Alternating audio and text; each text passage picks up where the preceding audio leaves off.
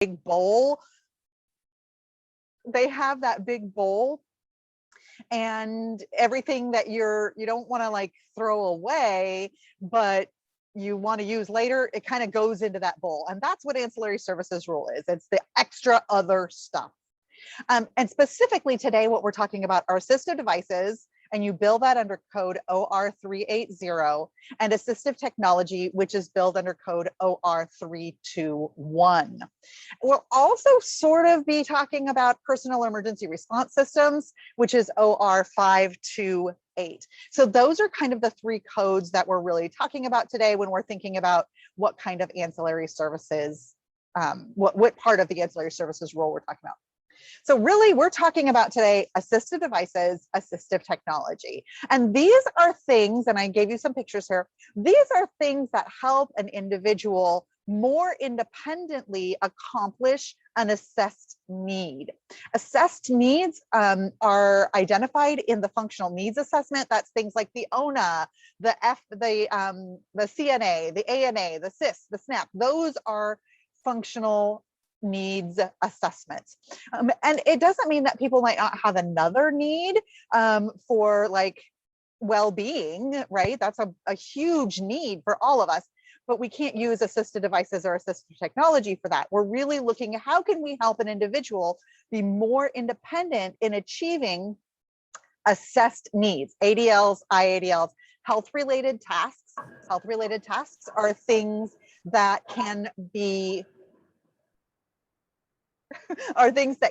delegated by a nurse or a doctor in a plan, and it helps them to or it can help them to communicate in the home and community. And by home and community, we also include work. That's a question we get sometimes. So we're really looking to enable them to have a greater functioning of independence and or replacing or decreasing. Sometimes it doesn't completely replace the need for direct human assistance, but it may decrease the need for human assistance. The assistive device or assistive technology must be for the direct benefit of the individual. Oftentimes we get questions like, gosh, this would really help the care providers to be able to do this more conveniently, but that's a benefit for the care providers. We're looking to make sure that what we're authorizing is a direct benefit for the individual themselves. And again, we really are looking at things like universal cuffs, things that would allow a person to eat more independently or to be able to turn pages and read more independently. Another really good example are things like a pen holder. These are really low-tech examples of assistive devices. In this case, it's not even something that somebody would need to purchase, but sometimes a person can't hold a pen. And so using a thing like a ball, in this case, on the example here, it's actually a tennis ball, may help. And sometimes people need a writing device, and that's another example that we have shown here. Or maybe I wouldn't be able to cut my own nails without a modified nail cutter. And then of course, there's lots of different kinds of assistive devices to help me eat more independently. Some other things that you need to be thinking about when you're talking about assistive devices and assistive technology is that the device or technology is assessed, the need is assessed by the functional needs assessment. Assistive devices are funded through the K plan. So the individual must be K plan eligible. Without an exception. And these are things that may be purchased with department funds when the intellectual or developmental disability of an individual otherwise prevents or limits their independence in those assessed need areas. And remember that department funding for assistive devices and assistive technology is usually limited to devices and technology not covered by other programs. So let's talk about some specific examples, like a bath chair. A bath chair could increase an individual's ability to more independently meet their own hygiene needs. Or maybe an adaptive switch, like an adaptive light switch. Again, this is a pretty low-tech example. It literally is a little nubbin that goes onto the light switch, but allows the individual to not have to manipulate things so specifically. They can just kind of pull on or push up that light switch so that they're more independent. Of course, we talked already about adaptive utensils like specialized silverware. This is just one example. They don't all look like this, but it would allow a person, for example, let's say we've got a person with tremors, and it would allow them to more independently feed themselves. There are also different kinds of adaptive silverware that literally turn the silverware specific or itself, the silverware turns. So I don't have to learn how to turn the silverware. I just have to get my hand up to my mouth. And so there's lots of different kinds of things that can do that. Sometimes prosthetic devices like specialized shoes or inserts may allow an individual to maintain balance or mobility or decrease falls. And so those might be things that would qualify for assistive devices. Also, we have mobility aids, things that help an individual maintain balance and mobility to decrease falls, maybe an actual a cane or walking stick. Sometimes we need cognitive aids, things like, and this is just one example, like a timer that would help someone with memory or attention or other kind of challenges with thinking skills. All right, before we move along, I'm going to check and see what we've got going on here in the chat because I thought I saw something pop up. Let's see.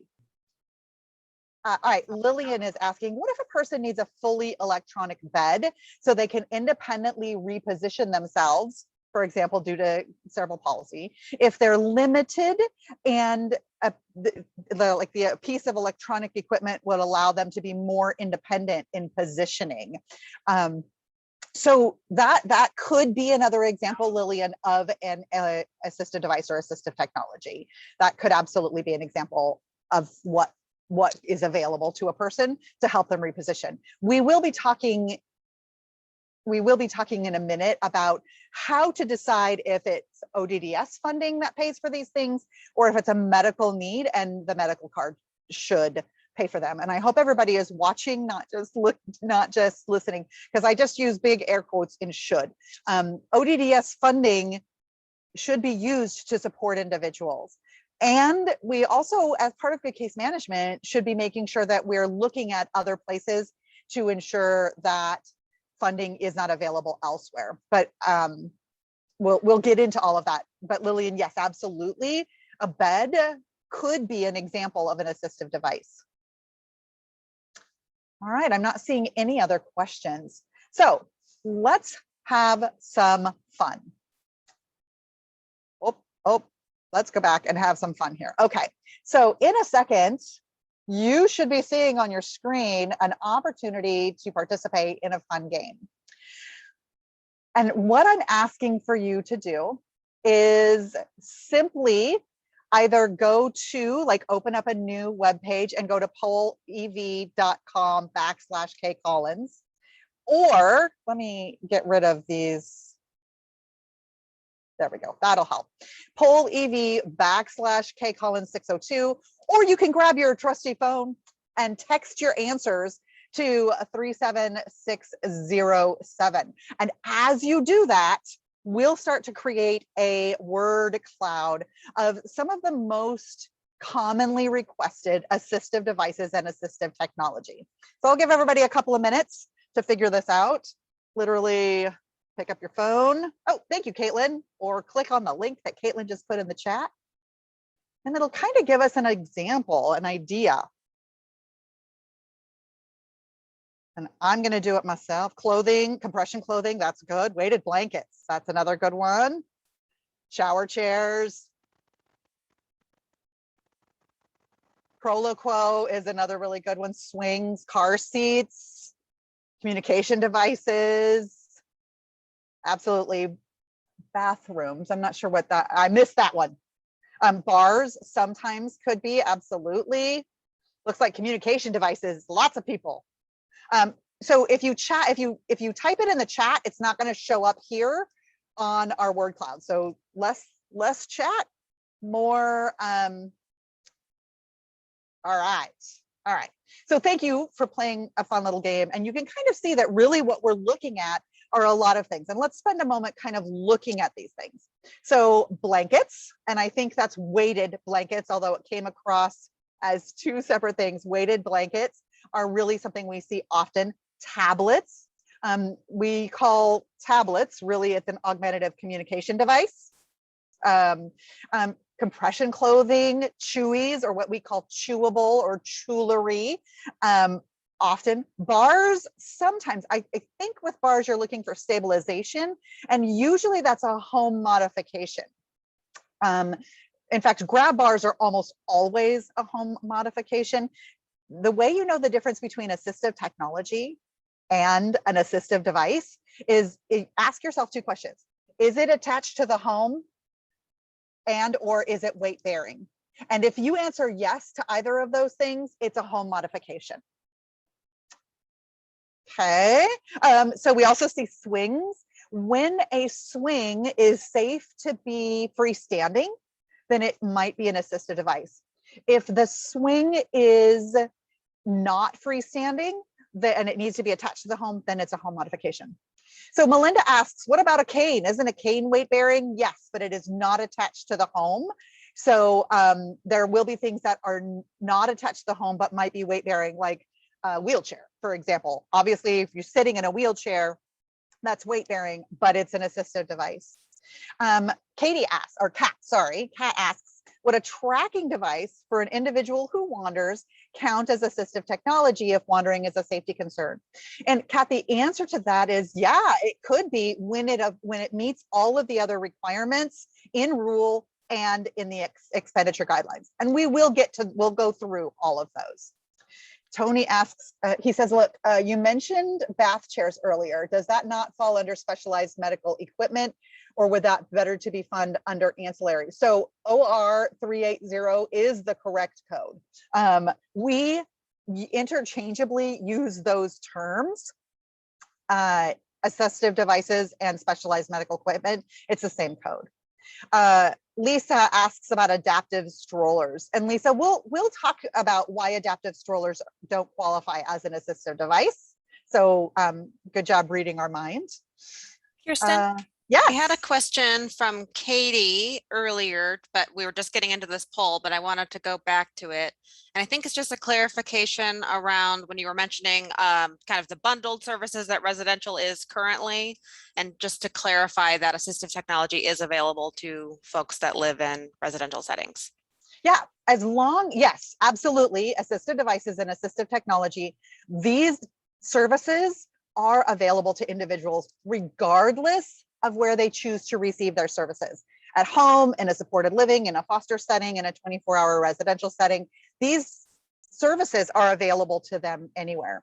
Remembering that it needs to meet the individual's needs, and it's not for the convenience of the care provider, and it's then owned by the individual, not by the care provider, the foster provider, supported living, or 24-hour. And thank you for bringing that up, Caitlin. I totally missed that question. Kirsten, there was another one a little bit higher from Jolene, and it said, you may cover this later, but many of these things have a low cost, but the total cost adds up. Can we request a number of items under one request? Great question. We'll just cover it here now. We will get to this later, but I can answer the question now.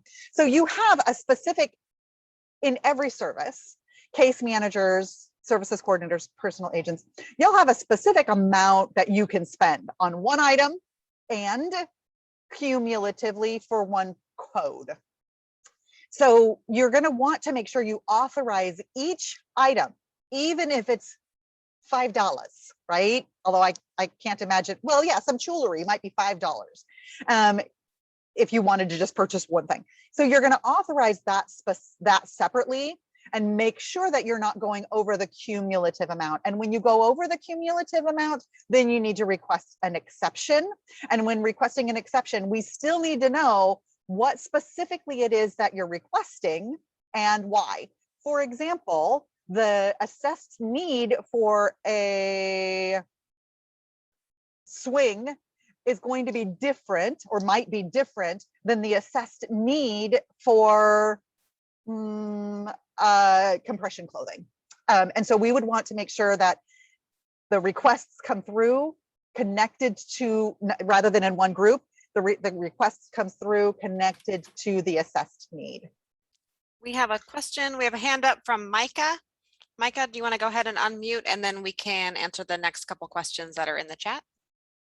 Yeah, this was something that I was actually working with recently, where there's like the total amount that you can't go over for the year, but then there's like the single order amount that you can't go over. And what I was running into is that it was things that we were ordering quarterly, that each quarter, like for one order for the quarter, it would go over the single order amount, but for the annual amount, it wouldn't go over. And I just had I haven't been able to get a solid answer as to like, is that something that we need to do an exception request for? So we don't have quarterly limits. We have plan year limits, annual limits. So it sounds like, Micah, maybe that is something that your case management entity has put into place. But we have so you can't, each thing you buy can't go over the limit. And then cumulatively, all the things you buy for that same code can't go over a different limit. But it's not broken down by quarter as per ODDS rule. Okay. And then Caitlin, did I hear you say there was another question? There's we can start with Amanda's question in the chat around what behavior professionals, what kinds of assistive devices or assistive technology behavior professionals are qualified to recommend? So a behavior professional would recommend that an individual see an OT or a PT. Behavior professionals don't recommend actually assistive devices or assistive technology. When we're looking at these kinds of things, and I'll pick on jewelry again, a behavior professional may say, look, this person is experiencing lots of sensory issues and jewelry may be of help. Really, we want that the relevant professional for any sensory issues would be a PT or an OT, usually an occupational therapist. Next question is around a waterproof mattress, if that qualifies. So these get into maybe, right? And I think lots of times, and for those of you who have heard me speak before, I joke all the time about going, here's my box of depends, because it depends on what's going on. Oftentimes we see the need for a waterproof mattress, and the bottom line is it's easier to clean up, and that's a caregiver convenience, and it doesn't enable an individual, often doesn't enable an individual to be more independent in achieving an ADL, IADL, or health-related task. Remembering that a health-related task is a task that has been delegated through a nursing or medical plan. Most of the time when we see the request for a waterproof mattress, it's because we want to make it easier on the care providers, and then we're prohibited from paying for that. Okay, next question. Would window tinting fall under this category if prescribed by a neurologist and denied by Medicaid? That would not qualify as an assistive device. It might qualify as a home modification. We have a number of other questions. Kirsten, is it better to go through these now, or do you want to wait until we get later on in the presentation? What's your preference? Let's kind of move on it, because I'm starting to think like a lot of the questions are being very specific about like, how do I buy this thing? And as we go through this training, I might answer those questions. So if we haven't answered your question yet, please jot it down so that we can get back to it at the end.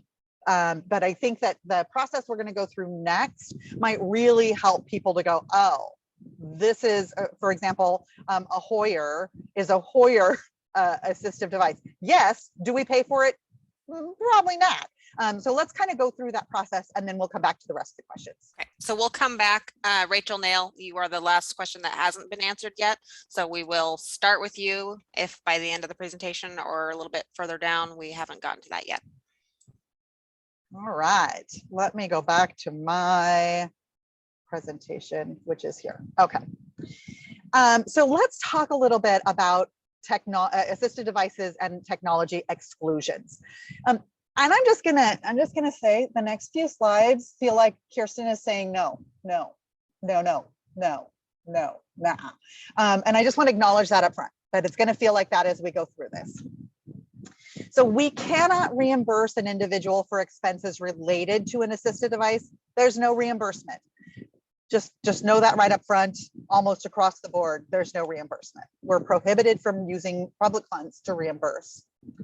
We also can't provide an advance payment for expenses that may be related to an assistive device. So for example, we can't fund a warranty because that's paying in advance in case maybe something breaks. And I know there's 5 of you out there right now going, yeah, but it's cheaper to just buy the warranty. You may be correct. It's only cheaper to buy the warranty if it breaks, and we can't buy something in advance if we think something might happen. We can't buy anything that's illegal or might be used for an illegal purpose. That seems to be obvious. We can't use public funds to authorize anything that's not generally accepted by the relevant mainstream professional or academic community, which means that if there's something that's in the process of finding out if it might work, we can't do it. If it's experimental, we can't do it. If it's, gosh, I think this might work for this, but it's never actually been accepted by the mainstream professional or academic community, we can't authorize it. We can't authorize anything experimental. Apparently, I thought that was so important, I put it in there twice. We also can't authorize any assistive devices that are intended to make the caregiver's job easier or more convenient, nor can we meet the needs of a caregiver. And I'll be honest and tell you guys where we see this often, not exclusively, is when the care provider usually is getting older and they're having more difficulty meeting the individual's needs. We cannot authorize any assistive device or technology because the caregiver needs that to meet the individual's needs. We can only authorize things that actually meet the individual's needs. Here's another example. So an individual requires full assist with hygiene, that could happen. And the caregivers are requesting a device that makes it easier to clean up. But since the individual still requires full assist with hygiene, the requested item is for the caregiver's convenience. Another example is, let's say there's a door alarm. This is a technology example, and you're requesting a door ding meant to contain the individual, right? I want to know what's going on. But if the alarm is really used to be keeping the individual from wanting to leave because the loud noise is upsetting, and we can't do that. If it's to notify, like it's going to ding, and then everybody goes, oh my gosh, the door just opened, we got to go, then that could be something we could authorize. We can't authorize any item used for the purpose other than to meet the assessed needs as agreed upon in the ISP. We used to see these requests a lot. Like years ago, I saw these requests a lot. I want a tablet to meet the needs of communication, like for augmentative communication. Oh, but by the way, they also want to play YouTube. We can't authorize for the purpose of YouTube or games or whatever else. We also can't authorize any upgrades in services or any upgrades in items unless it's absolutely positively directly related, like direct line, not this might lead to this, might lead to that, might lead to this, might lead to, like that doesn't work. It literally has to say this upgrade directly links to the individual's increased in independence or safety. I already talked about warranties. We don't authorize any item that's intended to restrain an individual, except if it's in a car, right, or a vehicle. Doesn't have to be a car, could be a truck, could be a bus.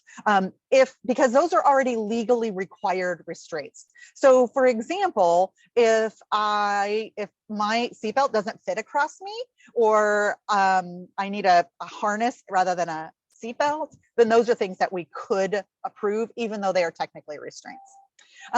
Another example is a wheelchair harness. So let's say that I'm the kind of person, I'll have good trunk support. And when I sit in my wheelchair, before you know it, I'm gonna slide right out of my wheelchair. Then a harness or some other kind of supportive device would act as a restraint, but but because the purpose is to keep me from sliding out, then we can authorize it. If it's because I'm gonna get out, I'm gonna like take off and you know, oh, look, dog, I'm gone, then that's a restraint that we don't authorize. All right, we also can't authorize any item that's used for the purpose. Oh, we already talked about that, sorry. We already talked about upgrades. Why is this in here twice? My bad, sorry. Okay, let's see. We don't authorize any assistive technology that includes video monitoring as a means of providing attendant care. We don't have permission from Medicaid to do anything like that. Things like strollers, backpack leashes, or other devices, the purpose of which is to restrain the individual.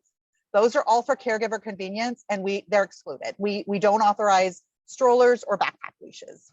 I think I just saw a question about strollers pop up, so hopefully that answered your question. We cannot authorize any item that might be used to abuse an individual, and we can't authorize anything that's already been determined as unsafe. My major example here is a trampoline. Trampolines are very unsafe. We don't authorize trampolines. We can't authorize the payment of electricity or batteries. In fact, we're directly prohibited from authorizing electricity or batteries. Even if the device uses batteries to work, we don't authorize that. We don't authorize anything that's considered a general household appliance or a general household service. So if you need a special vacuum because you need to make sure that all of the dog hair is picked up, we can't authorize a vacuum because every household needs a vacuum. We don't authorize any item that's not necessary. That's really important. Like, is this necessary to allow an individual to be more independent in achieving those ADLs, IADLs for health-related tasks or to communicate in the home and community? If it's not necessary, we can't authorize it. So here's an example. If an individual requires a mobility device for ambulation, let's say I can't get around on my own, I need a wheelchair, and that is going to be covered by my health insurance. And so I say to my health insurance, I'd like a power wheelchair, please, because that's going to be the best thing to meet my needs. And then the health insurance provides a power wheelchair. But then the individual says, well, shoot, I really like to go on the trail and with my family, and my new power wheelchair doesn't work on the trail. And they would really like an all-terrain mobility device, like with the big beach tires. They're so cool looking. And so that I can participate in my chosen activities. That's a secondary device. Your mobility needs are already met with your power wheelchair. We can't authorize a secondary device because it is unnecessary to achieve the ADL, which is mobility. Another thing we cannot authorize, we can't authorize any items that is not the most cost-effective means of meeting the need. This is really where it gets tricky, and it's very important that y'all can clearly identify, here's why the base model isn't gonna work, and I need the next model up. And you just need to be able to really clearly identify why that most cost-effective base model won't meet their needs. Oh, that's it. All right, so before we get into talking about case management and looking at alternative resources, let's answer some questions. Caitlin, can you Yes, I was just gonna say that.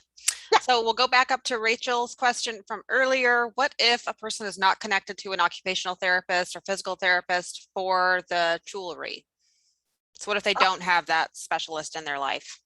So, well, the first thing I would say is we need to make sure that their PCP connects them to an OT. So usually jewelry, not always, but usually jewelry is a thing. I was going to say a device, but it's not really a device. It's a thing that helps people with anxiety or focus.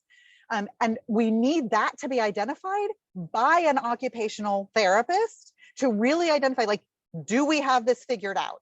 So I would say that when a person they're not connected, to use Rachel's term, they're not connected to an OT, go through your PCP, get connected to the OT. I think every time, I'm not an all or nothing person, but I think every time we've actually got the person connected to the OT, It turns out that jewelry might be one of many things helping this person, but the connection to the OT is what really levels that person's life up. So we'd want you to go through the primary care physician to get a referral to occupational therapy. Another question is about an air mattress. I'm not sure, Yasmin, do you want to unmute and Yeah. elaborate on that? Sure. Hi, everyone. I have a client that needs a lot of assistance for moving, and he recently, his back rods were broken, so he doesn't move a lot or gets transferred a lot as before. So he stays a lot of in bed, and it's a pretty old bed. And so the caregiver had asked about an air mattress, and I believe they checked with the insurance, but it is not covered. And I wonder if to assistive devices, if that would be. So with, 5 sentences, I would say that a bed is a general household thing. Everyone needs a bed. And I'm not sure that if an air mattress was medically necessary, then it would be covered by the health insurance. So based on what you're telling me, and we can talk further about this, I would say that it probably doesn't qualify as an assistive device. Okay, thank you. Okay, Candace is pointing out, wouldn't it be beneficial for a waterproof mattress if it would reduce the cost of replacing a mattress on a regular basis? So I think, pointing out the cost effectiveness potentially of that, even though it is excluded. Yeah, and it might be more cost effective, but yes, protecting the mattress is probably more cost effective than replacing the mattress. However, it doesn't meet the rule requirement that the thing you're purchasing increase the ability for the individual to achieve an ADL, IADL, or health-related task. So while you're correct, it may be more cost effective than replacing a mattress, it's not something that would qualify under our rules as they are currently written and currently interpreted. Another question is, do assistive tech requests require a medical professional's recommendation via a letter or insurance denial letter, or can they be purchased without that? And that's it depends. Yeah, that totally depends. And we will hopefully get to that question in the next couple slides. And then Amanda, circling back on the question around what behavior professionals can recommend, is just asking if that can be communicated to them in some way. It is. It is. And yes, I will re-communicate to them that, for those of you who don't know, I'm also the subject matter expert for behavior. And I can bring it back up to them. Their job would be to say, hey, I'm seeing these behaviors. These behaviors might be pointing out that there are issues that need to be addressed by a doctor, a dentist, a neurologist, occupational therapist, a physical therapist, a dietitian, right? Their job is to recommend a different professional, that it would be outside of their scope to recommend an actual device that we could then use that as the relevant professional.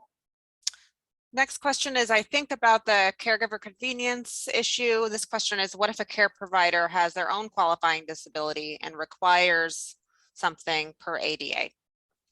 So this question comes up a lot, and honestly, you guys, I don't know how to answer this and seem like a nice person.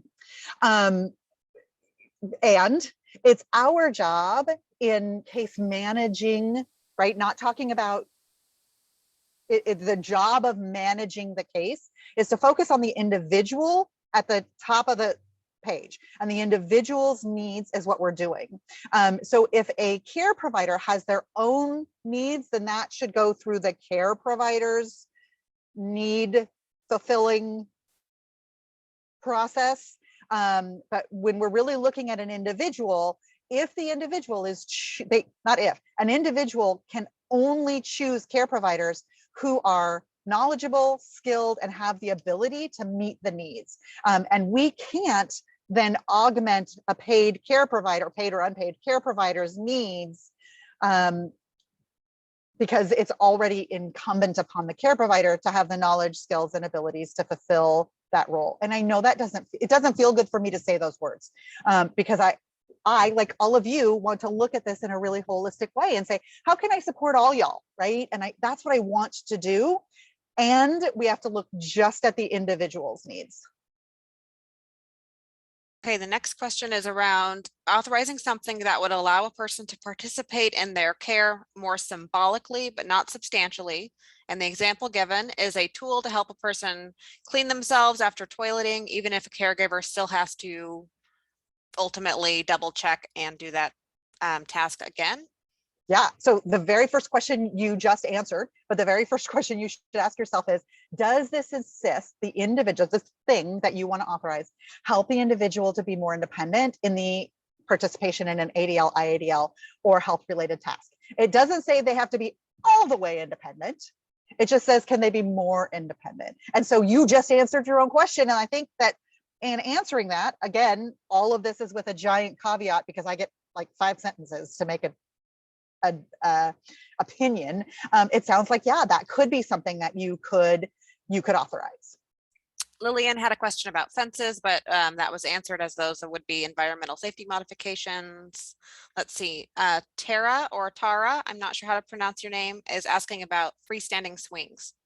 Can those be authorized? Yeah, let's talk about this. So a swing is something that would be recommended by an occupational therapist, sometimes a physical therapist, but not usually. Usually it's an occupational therapist. And then you'd want the occupational therapist, based on the individual's needs, size, behaviors, to identify if a standalone swing is safe. Oftentimes it's not safe. And I'll use my niece as an example. My niece, when we got her the swing, she's an active little kid. She was a little pipsqueak of a thing, but she was super active. And had we decided to purchase a standalone swing, she'd have knocked it over all the time, every time. She'd have knocked it over. Probably got, like goose egg, because she's just a really active, active. I can't even think of a better word. She's a little spitfire. And so the physical therapist in my niece's case was able to identify that a standalone swing, not a good idea. And so then we had to have a contractor come in and drill into a beam to make sure that was super safe. So it really just depends on the needs, the size, and the behaviors of the individual to identify if a standalone swing is safe. If it is safe, then you can authorize the standalone swing. They're usually like a tripod, like a teepee style kind of looking thing, sort of a tripod, but with way more than 3, a quad pod maybe. And then you could authorize that as an assistive device. But if it needs to be attached to the home, then go back to my previous statement, like, is it attached to the home and or weight bearing? Yes, then it would go through as a home modification, but you would want to have that written referral, referral's not the right word, you guys, the written request from the physical therapist or occupational therapist. Do we have time, Kirsten, for a few more questions? Sure. Okay, and I think Erin is under your name because I keep seeing you magically answer questions while you're speaking and running a slideshow. So I think that must be Erin. Thank you, Erin. Question is around a portable generator for an individual with significant health support needs and constant G-tube feeding. Power in the apartment goes out often and puts the person at risk. Is this potentially approvable? I'm not going to say yes or no. What I'm going to tell you is that if they have life-sustaining equipment, it is the responsibility of the durable medical goods vendor, or DME vendor, to ensure that there's a backup system. And that should be your first way of looking at things. And then get a hold of Erin and I if the DME vendor is not meeting that need. Any other questions? Another question about what should be billed to insurance, which I think you'll get into briefly, and then comments around mattress covers preventing soiled mattresses that could cause bed sores and other health risks. Is there any consideration around health, safety, hygiene? If it's outlined in the ISP. Around health, safety, and hygiene, individuals should not be left in a bed that is soiled. That would be something that you'd want to turn into as a potential issue. abuse issue to have that looked at.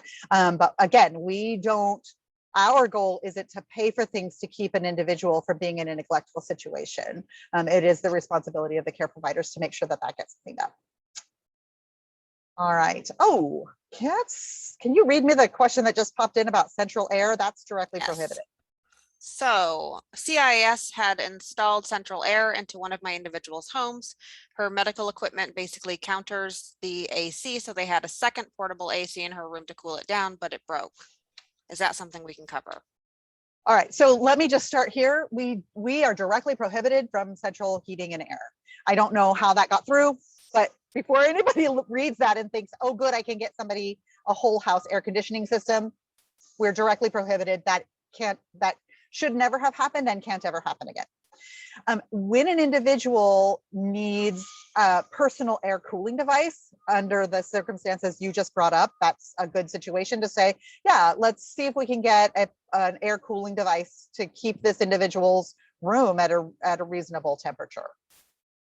And if it breaks, can it be replaced? So I'm not going to answer that question because, again, it depends. And that would be a good time to reach out to Aaron and I to find out, why is it breaking? What do we need to do to make this work? So yes and no.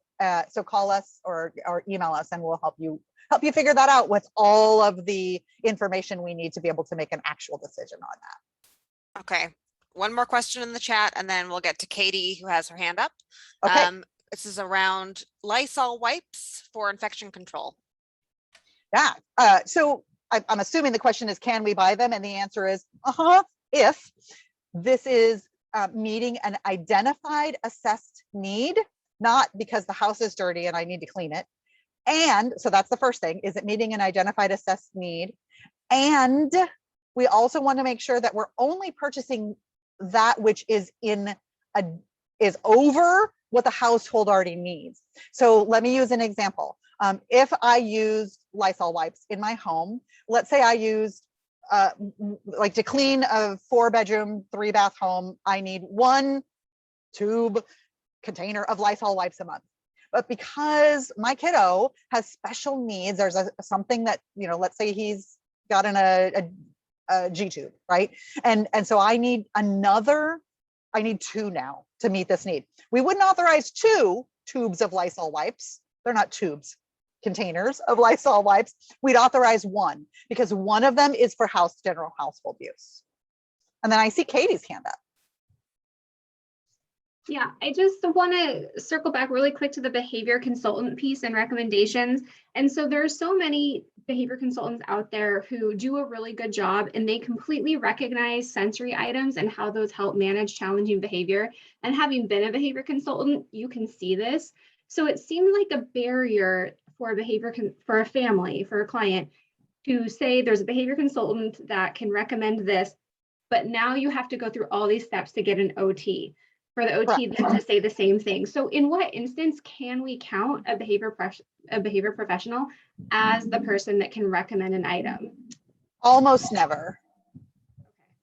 A behavior professional can recommend a professional service, but a behavior professional, I don't want to say never because I'm not an all or nothing person, but they would not recommend something that we would expect would be recommended by an OT or PT. And hang on, you guys, I don't know why suddenly Citrix needed to turn on.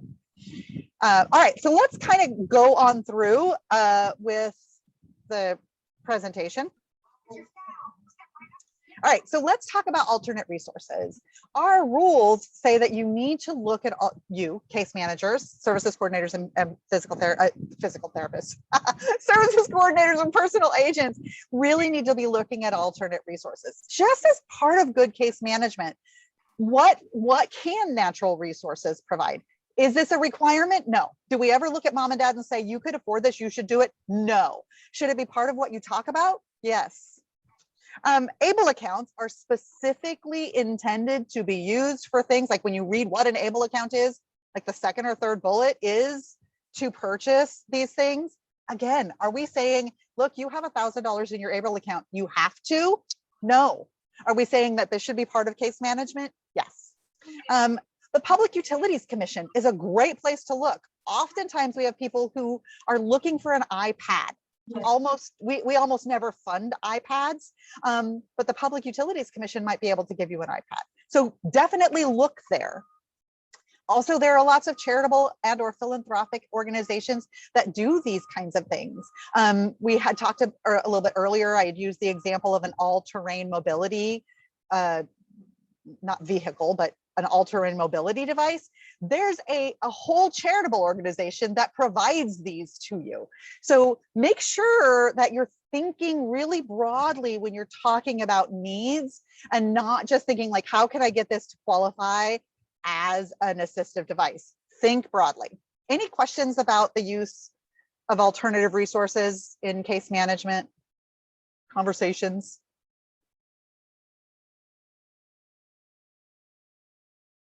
All right, I'm not seeing any pop up. Caitlin, did I miss any?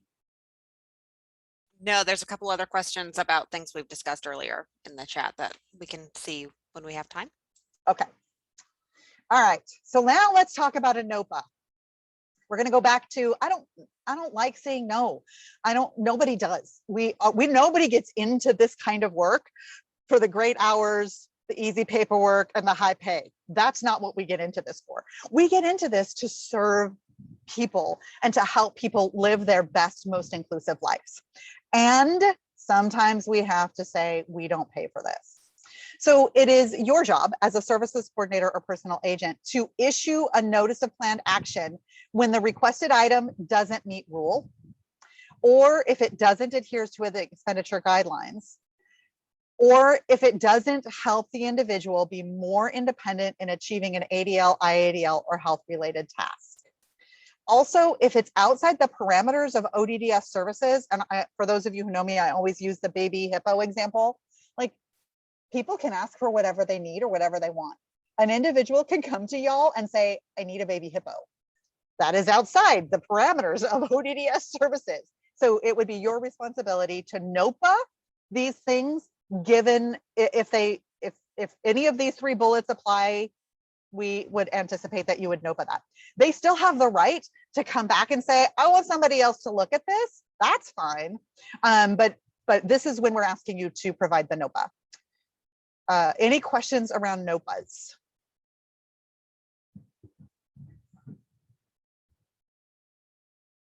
Caitlin? Nothing that I'm seeing right now. Okay. All right. All right. So let's chat. All right. What about an adaptive stroller? Aaron, can you unmute? And I'm going to shut myself up for a second because everybody's sick of listening to me, and I'll let you kind of go on with these questions. Sure. So for some reason, I'm registered under your name. So, but this is Aaron. So in terms of does an adaptive stroller meet rule requirements? Generally, it does not, and that's why these are often denied. Like what was stated, any assisted device needs to meet or needs to increase independence or decrease dependence from a care provider for the individual to complete an ADL, IDL, or health-related task. Generally, an adaptive stroller isn't going to do that. So as you see in the picture, somebody else is going to be pushing them generally, usually adaptive strollers the individual isn't able to use. Does this adhere to, you're gonna pop them up for me. Does this adhere to expenditure guidelines? No, and I actually have, there's a great piece in our expenditure guideline. If you look at page 6 in our expenditure guidelines, there's every service authorized must meet all 10 of the criteria below. And so it has really the same sort of things that we've discussed on there.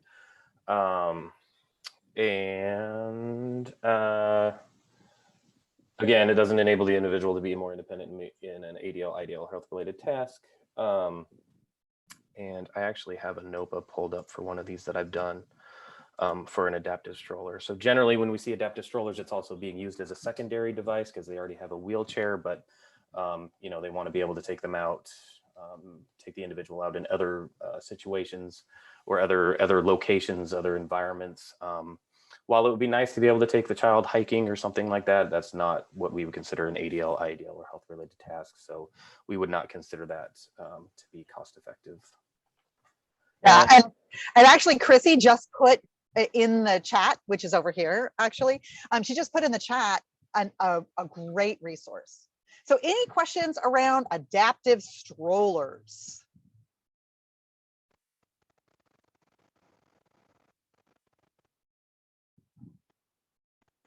Several questions in the chat about adaptive strollers. Can you see the chat now, Kirsten, or do you want me to read them? Yeah, can you go ahead and read them? Yep. As soon as I pull up the questions, then I have to navigate around and Yep. I get confused.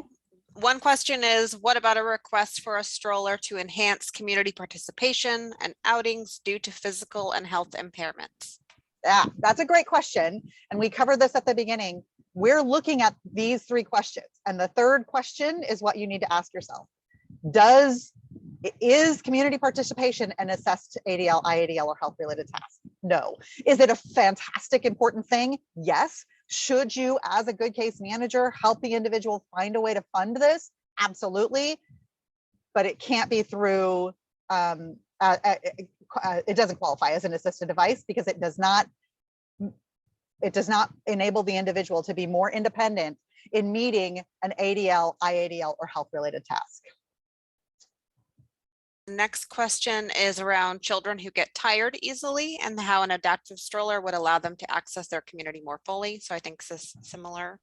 Yeah, and Aaron also covered it when he said, and that's why I chose this picture specifically, aside from the fact that mom's hat is amazing in this picture, she's not more independent. Mom is at least I assume it's mom, could be an aunt. In fact, with that hat, she's probably the cool aunt. Is she's ambulating the individual. The individual isn't more independent.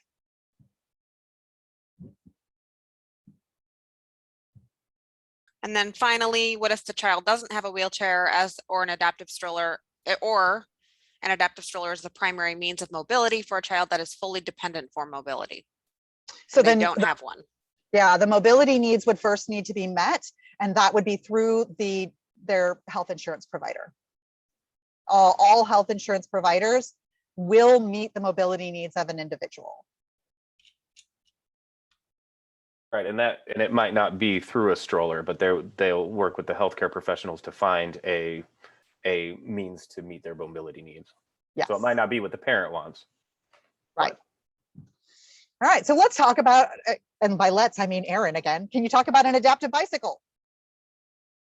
Yeah, so pretty similar stuff. A bicycle isn't going to directly assist with an ADL, IADL, or health-related task. Again, I think I want to go back to health-related task. I think some folks maybe misinterpret what we mean by health-related task. Oftentimes I see requests for an adaptive bicycle and they say, oh, it's for exercise. And that's, we can make the conclusion that that's health-related. And certainly exercise is health-related, but it doesn't meet what our definition of health-related task is. And I'll copy and paste and put what our definition of a health-related task is in the chat.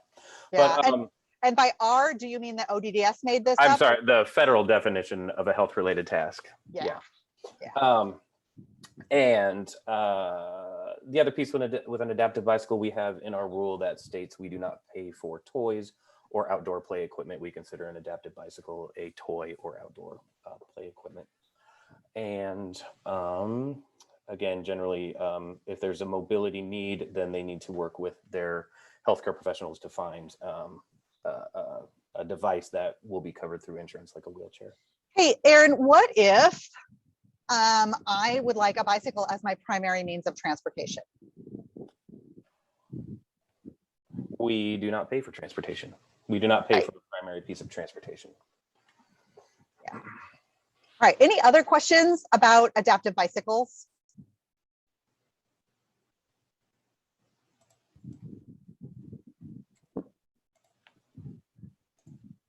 Sabrina, I see your hand is raised. What's your question?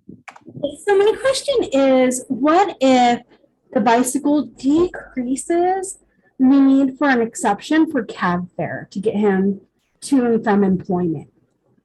Because so that is, again, that's purchasing a transportation device, which we're prohibited from doing. Even if it's going to decrease the need for cab fare, we're prohibited from purchasing a transportation device. Okay, thank you. You're welcome. So Alexi asks, what do you mean we don't pay for transportation? We pay for transportation. We don't pay for we don't pay for a car, right? That's the means of transportation. We may pay for a transportation provider, like a bus or a taxi or whatever, but we don't pay for the car. And in this case, the question really was around the primary means or even a secondary means of transportation. Any other questions about adaptive bicycles? Not seeing any. Oh, All one just right. came up. One question, assisting the individual with developing strength, helping become more active and large motor skills. Yeah. I think it's answered again. Yeah. And while that sounds like something we absolutely want to support, it doesn't meet rule requirements and it doesn't adhere to the expenditure guidelines. We don't buy exercise equipment. And All right. I just want to also, in regarding to developing and strengthening, that's also a service that can be provided by physical therapy. Yeah, absolutely. Good point. Thank you, Erin. I see one that comes in from Melinda. Can we answer that last one before we go on?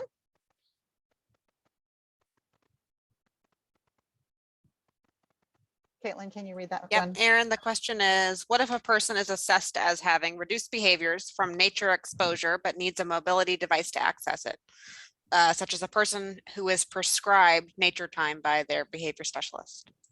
So I'm going to jump in and answer that. Behavior professionals that's out prescribing anything is outside of the scope of a behavior professional. It's not the thing. Even if a doctor says they need more time out in the community, that's not enabling the individual. That needs to be a direct line between the thing and being more independent in the participation in ADLs, IADLs, or a health related task. And out in community is neither an ADL, or out in nature, sorry, isn't an ADL, IADL, or health related task. I just want to point out, like, we all acknowledge that's really important. I mean, obviously my office is outside. We all acknowledge that that's really, really important. It just doesn't mean that the thing qualifies for this kind of funding. Last question, why is a swing okay, but not a bike? Aha, that is a really good question. So a swing qualifies as an adaptive device by Medicaid. I'm sorry, not an adaptive device, an assistive device by Medicaid. They specifically called out therapy swings. And let me just say that again. We keep saying swing, like I'm not talking about a playground swing. I'm talking about a therapeutic therapy swing as recommended by an OT or a PT, not a regular old swing. Because we do not pay for outdoor play equipment. So you can't be like, yay, I want to swing in my backyard. That's not what we're talking about. We're talking about a therapy swing. And it's because the federal government, Medicaid, actually came down and said, therapy swings are different. They qualify. Any other questions? All right, let's move on. Okay, so I want to talk a little bit about what's in the guide. So really, oh, it shouldn't say NOPA. Ignore that. Ignore that. It shouldn't say NOPA. This has nothing to do with a NOPA. I mean, I guess kind of it does.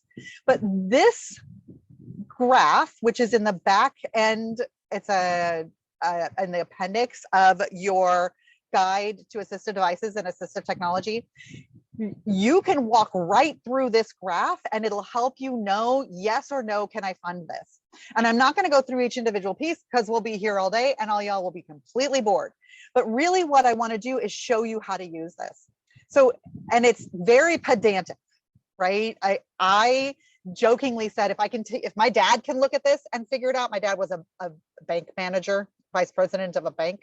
And if my dad can look at this, who knows nothing about people, like he's a numbers guy, then he can be able to go through and figure this out. So in these blue, if it's blue colored, that's the question you're going to ask yourself. And you're going to start with, can the individual be more independent with an ADL, IADL, or health related task, or to communicate with the requested device? And will this result in less reliance on humans? If yes, you move across to the next blue one. If no, you come down here, and hopefully that's clear enough for you guys. It actually tells you issue an OPA, go to the appendix, look at number 2, number 4, number 7. I'm trying to make NOPAs as less painful as possible. Sometimes when you get here, it'll say, oh, hold on, it's a no. And instead of going ahead and issuing the NOPA, you're going to say, hey, let's assist the individual to work with a relevant, although this says relevant, how did nobody catch that? A relevant professional to identify the most cost-effective means of meeting the need. So that's what I just want to make sure that I point this out to you guys. And there are 2 pages in the Guide to Professional Behavior Services, which is located in where you access the rest of your guides. Any questions about using this flow chart?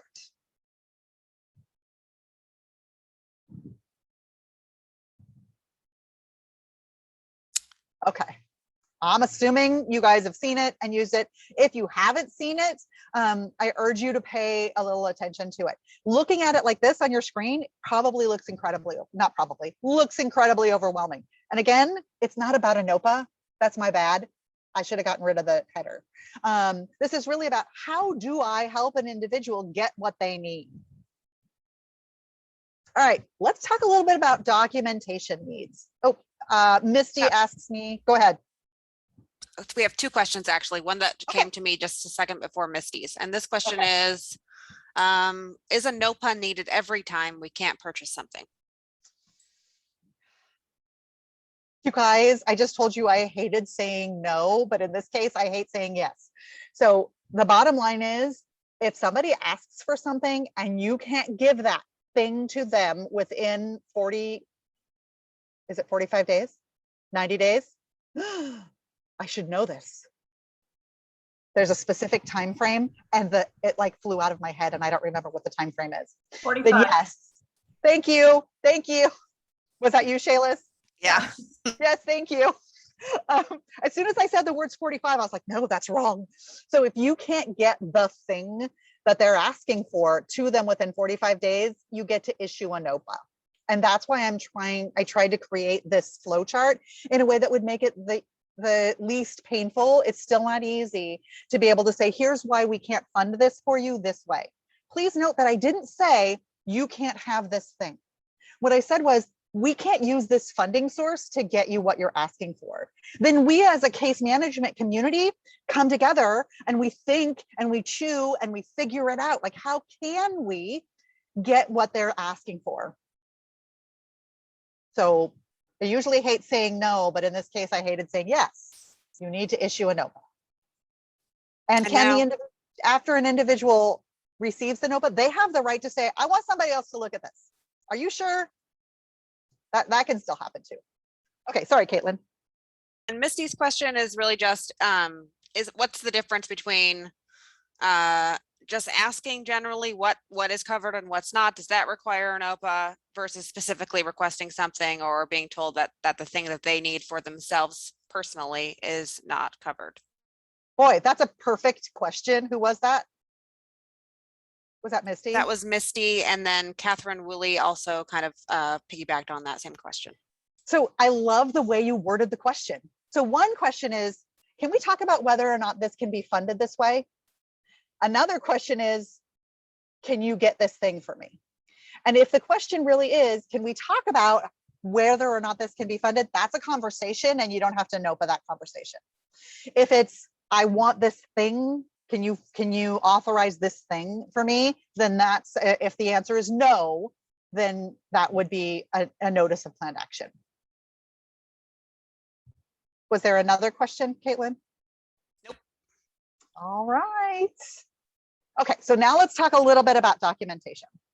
So documentation gives people hives, and they kind of are like, well, how do I do this? I want to be able to say yes. And I went through the flow chart and I should be able to say yes. How do I document this in a way that when licensing or QA comes through, they're not going to question me? So I made us a Mad Lib. This is kind of tongue in cheek. You don't really have to use a Mad Lib, and you don't have to make it look like this. I wanted it to be fun. For anybody who knows me, I can turn almost anything into something fun. So really what your documentation is looking like is something like this. Susie Q is requesting of this thing to meet this need. And it's, again, remember, it's an assessed ADL, or I mean, it's assessed need that helps them achieve an ADL or IADL or communicate, or it's something that has been delegated by a nurse or a doctor in the plan. And then you're going to say, and the need has been identified in the functional needs assessment, the ONA, the SIS, the SNAP, the CNA, the ANA, whatever the person's functional need assessment is. And it's documented in the ISP. If those things haven't happened, stop. Like, that's full stop, make that happen first. And then it's anticipated to do one of these two things: increase the independence as evidenced by, and then fill in the blank. Like, the individual will be more independent by doing these. Here's how they're going to be more independent. So the example earlier, I can't remember who gave the good example of, like, if you get me this thing, I can wipe my own face after I eat, but I must still need some help. But I'm more independent. So that's what you would put there. Or you would say it's going to decrease the need for human assistance as evidenced by, well, the person, the care provider would have had to do all the wipe up. But in this case, now they're just kind of doing a touch up and double checking. And then you're going to say, the following alternatives have been attempted and do not meet the need. And you're going to explain all of the other things that have been tried. People ask me, how many is all? All is all. All might be 1, all might be 56. I don't have that answer. Remember back when we were in the 3rd grade and our teacher said, write a book report, and we were like, how long does my book report have to be? And the teacher would say, it needs to be as long as it has to be to give me a good report. And that's the same thing here. Then we're going to say, what alternative funding sources have been explored, and identify what else have you explored. Sometimes that might be, I don't know.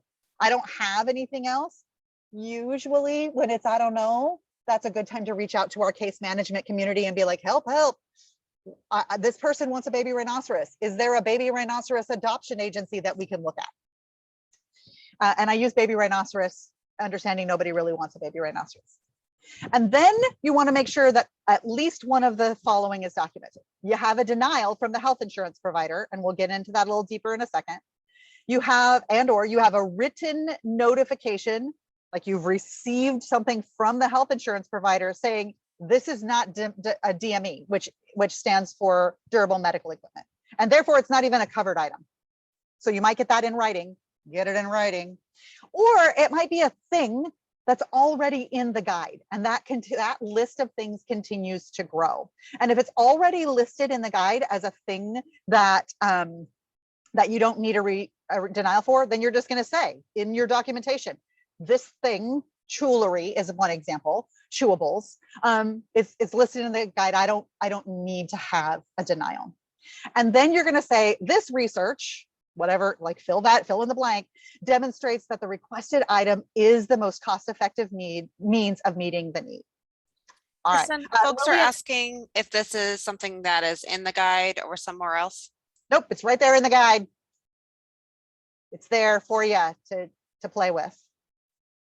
All right, any questions about documenting when you're going to approve the authorization for an assistive device or assistive technology? Any questions around documentation?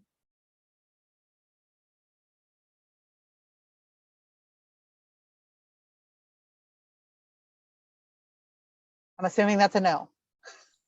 Okay, moving forward. All right, so let's talk a little bit about health insurance denials. Oh, hold on. Hillary has a question about iPads being the most cost effective. We'll get to iPads. I promise you, Hillary, we're getting to iPads. So health insurance denials go like this. The relevant professional who's recommending the requested item should identify if the item is a DME. If it's DME, durable medical equipment, it has what's called an HCPCS code. All DME has an HCPCS code. If it doesn't, get that in writing. If it does, and you're being denied the item, get that in writing. We haven't been having as many problems in the last year with insurance providers refusing to deny in writing, but we used to. We used to. So get it in writing. If it's not durable medical equipment, sometimes things are not. This usually occurs when it's not really medically necessary, but it really will assist the individual to be more independent in completion of an ADL, IADL, or health-related task. then the person requesting the relevant professional requesting the recommended item that's not DME would need to get us that information from the individual's CCO, or if they have what we call open card or fee for service or FFS, it all means the same thing. Then they're going to get a written notification that this does not qualify and does not have an HCPCS code. Again, you want to get this in writing. It's not enough to have somebody tell you on the phone. You need to have it in writing. The services coordinator or the personal agent will get that notification that it's not covered. And that written notice is sufficient documentation to consider department funding, to consider ODDS funding. Any questions about this kind of stuff? I'm gonna assume that's a no. Question about specialized seating systems like special tomato chairs or Riftons. Yeah, so you're going to go through the same process, right? Tomato chair is, if it is medically necessary, will be covered by the health insurance provider, and it may not be a tomato chair. So before we move on, let's talk a little bit about DME vendors. DME vendors are for profits. That means that it's their job to tell you about the newest, greatest, bestest, coolest, prettiest thing. That doesn't mean that the newest, greatest, bestest, prettiest thing is the most cost effective to meet the need. And so tomato chair might be one of them, right? The doctor or speech and language pathologist who works on swallowing stuff, that might be who recommends that. They might be like, oh, this is awesome. It's cushy and it's easy to clean and it's got a button that lifts you. That doesn't mean that we can fund it. And so you want to really look at that denial, because sometimes you're asking for a specific thing and the specific thing is what's being denied. And you want to be really careful that you're asking for the thing that will meet the need. And I just saw a whole bunch of questions while I was blabbering. Are those questions things that we can get to right now, Caitlin? There's questions about things that are the excluded items that is published by Medicaid, and if you still need a denial. I think you're getting to that shortly. Are you? Well, that's what this is, right? So if Medicaid, so first of all, let's say this, there is no list. So if somebody tells you there's a list of exclusions, they're 100% wrong. There is no list of exclusions. Medicaid has prohibited exclusion lists years ago. I don't know how many years ago I should, but I don't, a long time ago. So there's no exclusion list. The thing comes in is when you're requesting a specific item, rather than saying, I need the most cost-effective item to meet the need. Does that kind of cover that genre of question? Yes. Okay. I know that you're going to get to the things that don't need a denial, and I think that will help as well. Well, we just did. Well, okay, yeah, we'll keep going. So let's talk a little bit about augmentative communication devices. This is a great example. The person I'm working with would like an iPad. That's not a need. If the need is augmentative communication, then they've got to go through their speech and language pathologist, who will help identify a device, an augmentative communication device that will meet the need. iPads are considered a toy they're not a medical device. They're not durable medical equipment. They're far from durable medical equipment. Almost always, in fact, only once since we learned about this, only one time has the speech and language pathologist not been able to find an augmentative communication device that will meet the need. They hold the same kind of software. So the Tobii Dynavox or AbleTalk tablet, they hold the same software that the iPad holds. And they have an HCPCS code. Any question, Hillary specifically, anybody else, questions about iPads? What if an SLP recommends an iPad? So yeah, a speech and language pathologist would need to recommend very clearly, would not recommend, document, clarify why the other devices that have an HCPCS code don't meet the need. And again, in the last 3 years, we've had one. But the speech and language pathologist would have to be very clear why those things. Yes, Catherine, Proloquo is available on Toby and AbleTalk. The only thing that's not available on an augmentative communication device is the fun toy part of an iPad. So that an SLP can't just say, oh, we think you should get an iPad. They have to say why the covered item doesn't work. Right, and Kirsten, we used to get pushback about Dynavoxes being kind of big and clunky and hard to carry around. Now, the newer generation Dynavoxes are, from our understanding, are pretty much the same size as like an iPad mini. So they are the exact same size and weight. Any other questions?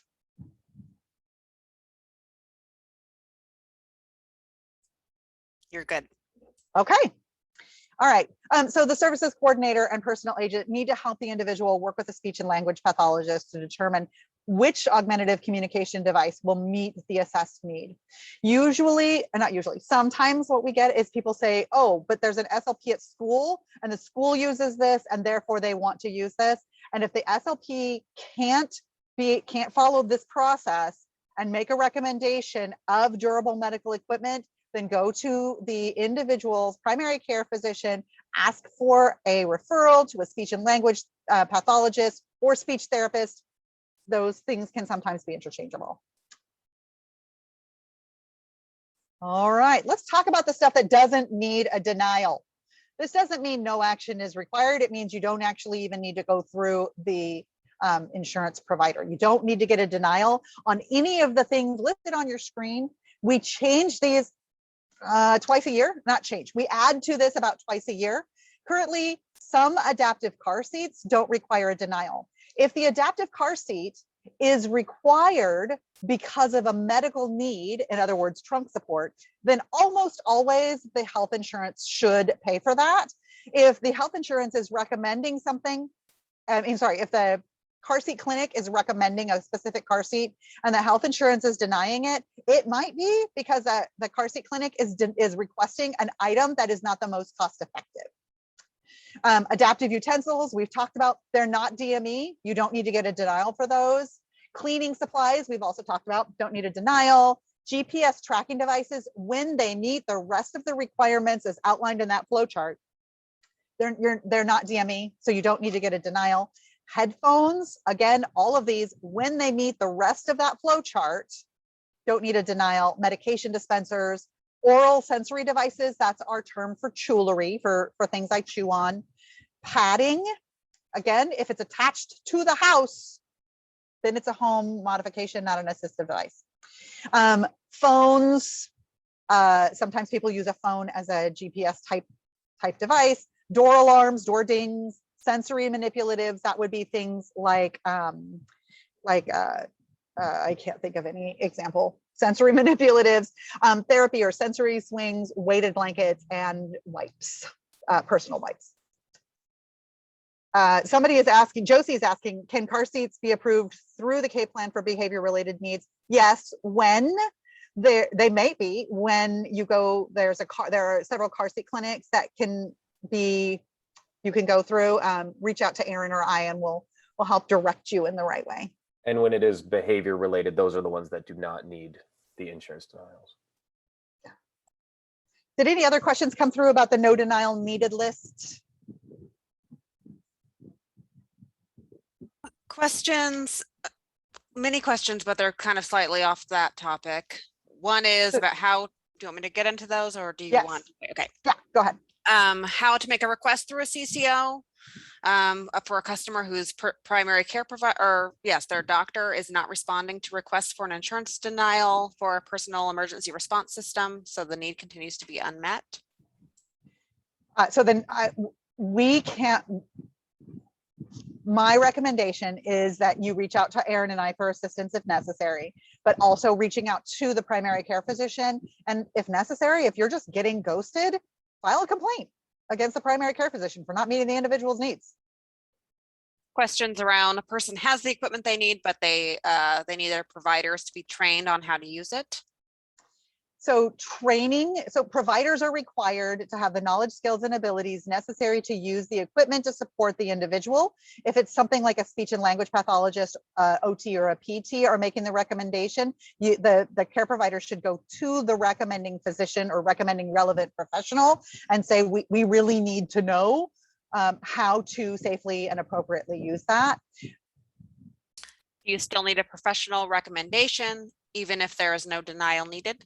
Absolutely. The only thing you don't need, everything else in that flow chart, everything else applies. Every single one of those have to be, yes, move you to the next bubble, except for the denial. And then you would document that you do not need a denial because it's listed in the guide. What if someone requests something that could be covered and meets all the requirements, but you don't get the denial within 45 days? Should you still issue a NOPA? Yeah, I'm not going to answer that here because I am not a NOPA specialist, but feel free to reach out to us when those kinds of things happen and we'll help you problem solve that.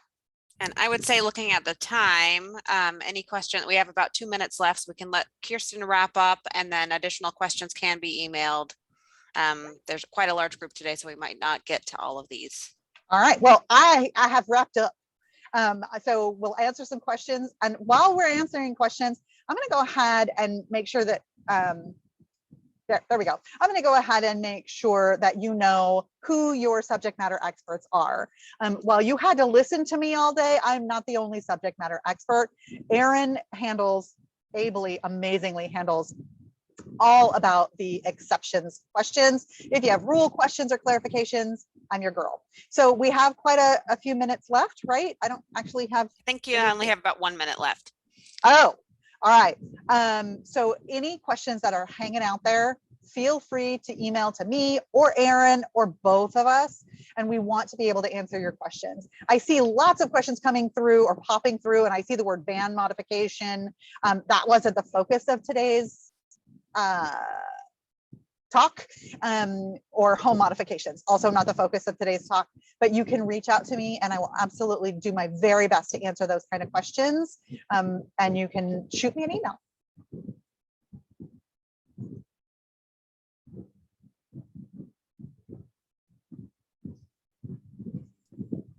And the slide deck will be emailed to all of you along with a short survey about this session briefly. All right. Caitlin, is it okay if I just stay here and answer questions? I have a few minutes, or should I go ahead and let Zoom go? I think you're good. Let me see. I made you co-host. So I think you are fine to stay here and answer questions. All right. Erin, if you can stay, I'd love to have you stay. If you can't, I totally understand. So let me open up the chat myself. And I am going to start at the bottom of the chat and see what's going on because I haven't followed any of these. Amberly Dawson, are you still here? Can you unmute and we can chat? I'm still here. Okay, Amberly, you asked for tablets or iPads, does a recommendation have to come from a speech or language pathologist, or can it come from a primary care physician? So we're really looking for a relevant professional. A primary care physician isn't a specialist in speech and language issues. So we're really looking for a speech and language pathologist, or sometimes a speech therapist, like kind of depends. Yeah, we wouldn't want that to come from a PCP. Do you have other questions about that? I don't. I just typically the ones that I have seen, or at least the requests that I have seen in the past, are accompanied by an order from it, or an order from a doctor. Yeah. Right. Yeah. So and we see that a lot. And honest to goodness, sometimes that's just because a PCP has this amazing relationship with the individual or the individual's care providers. And they're saying, gosh, they really need this. And the PCP wants to meet those needs. And so they make that recommendation. And so it's our job to get back to the PCP and say, can you recommend that they go to a speech and language pathologist? Because it's not just about, here's the device. It may be about a lot of other things that the PCP isn't picking up on, but the speech and language pathologist will. Thank you. All right, you're welcome. Melinda, are you still here? You had a question, Melinda Meyer. Hi, yeah, I'm just wondering about a situation where a person might need multiple mobility devices, not for a, auxiliary activity like a nature walk, but because they need different devices in different settings. For example, a wheelchair in the grocery store or a walker in the home. And I am currently dealing with a situation where the PCP does not want to prescribe multiple different ambulatory devices. Yeah, so we can't purchase a secondary device. Even and that's a beautiful example. Thank you, Melinda. Even in this example of like, look, when they're out in the community, they must have a wheelchair, but the wheelchair doesn't fit around in the home. And so that would be where you would want to reach out to Erin and I so we can help you problem solve around those kind of things, because we really can't purchase a secondary device. Okay, thank you. You're welcome. All right. Let's see if there are other questions. Josie, you had a question about van modifications. That's not the focus of today, but we would love to answer those questions. Go ahead and reach out to Erin or I. I will put our emails back up on the screen. Lillian says training for agencies is okay, that seems to be part of a conversation, not a question. Let me see. Yesenia asks for clarification about an earlier conversation. Things like headphones or weighted blankets cannot be recommended by a behavior consultant.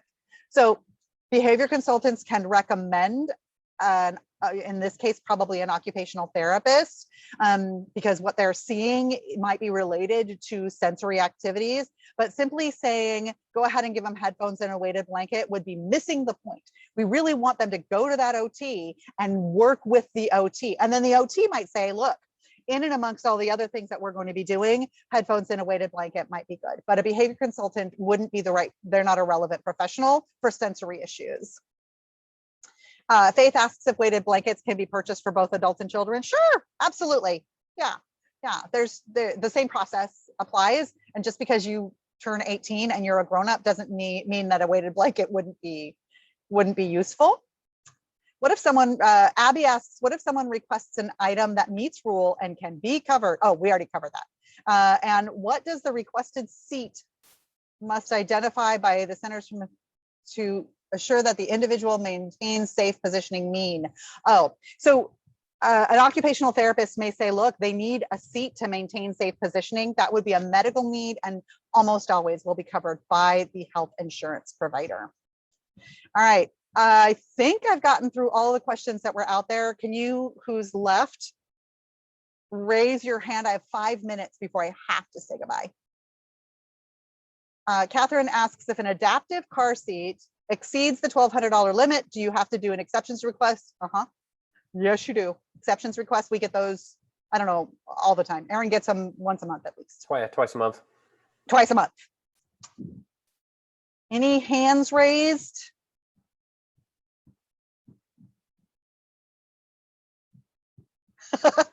No, it is not 1,000 times a month. Thank goodness. Katya asks, when will a specific policy become obsolete? I don't know the policy number like memorized, so I'll look into that and I'll get back to you, Katya. I don't know That what is policy the one, that's the assistive technology during Stay Home Save Lives policy transmittal. Oh, So that that's one we obsoleted just recently, but the actual language of the transmittal was tied specifically to when that executive order was in effect, and it is no longer in effect. right. Josh, I think your hand raised fastest. Yeah, I don't know if this is the time or place for it, so just tell me if it's not. But I wanted to ask about the authorization of like medical alert systems, like the Life Alert kind of systems of the world. I wanted to see like, what does the process look like for that, or like, does that change anything? Because that's more of a monthly thing as opposed to a one-time purchase when it comes to right. So that does qualify. That's what we call, let me see if I can get all the way back up in my, hold on. Let me make you seasick while we go back up to the top here. Hold on. That is considered a, well, wait. So many of these. If I were better at this, I would know how to just jump to the first slide. So that is considered a personal emergency response system. You're going to follow the same process we talked about for the last hour and bill it to code OR 528. Good. Jolene, you could be our last question before we have to go. All right, can you hear me? I can hear you. Okay, so I have a young man who's getting to the age of getting more independence, and he has paralysis on one arm. And so the parents are looking for a lot of the devices that are kind of like the utensils, but they're things like the one-handed fingernail clipper or something to help him tie his shoes and things. Do those need to go through insurance? I mean, because I didn't see him on the exception list. Yeah, so I can't, I mean, that's a whole bunch of things that you're talking about. So in cases like that, I really recommend that the PCP get a referral so that in this case, kiddo can go to a PT and an OT. They will then be able to say, here's what's needed therapy wise, as well as adaptive equipment. And some of that adaptive equipment will be listed in the guide as not needing a denial, and some of that equipment won't be listed. For example, shoes and canes are not listed because they are adaptive medical equipment. They are durable medical equipment and are often, if not always, covered. So sometimes, and your OT or PT, they'll get you through, man. They're awesome. They'll help you figure it out. Okay, thank you. You're welcome. You guys, thank you so much for making this a fun hour. I know it's never fun to sit around and talk about stuff, especially when like 15 of my slides were no. And I appreciate you being here. And let me again kind of scooch right through all of these so that you can see for the last time how to get a hold of Aaron and I. And I want to leave you with that. Oh, right there. Thank you guys so much. Have a great day. Bye. Thanks, everyone.